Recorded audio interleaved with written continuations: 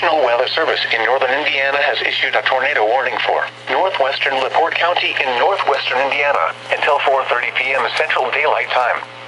At 4:03 p.m. Central Daylight Time, a severe thunderstorm capable of producing a tornado was located near Westville, moving east at 30 miles per hour. Hazard, tornado and ping-pong ball-size hail. Source, radar indicated rotation. Impact, flying debris will be dangerous to those caught without shelter. Mobile homes will be damaged or destroyed. Damage to roofs, windows, and vehicles will occur. Tree damage is likely.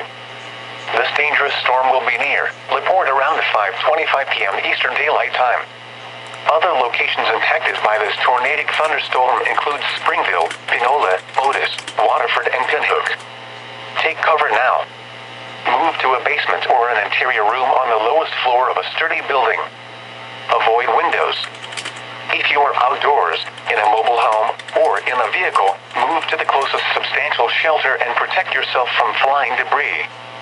Repeating, a tornado warning has been issued until 4:30 p.m. Central Daylight Time for the following county: LaPorte, Indiana.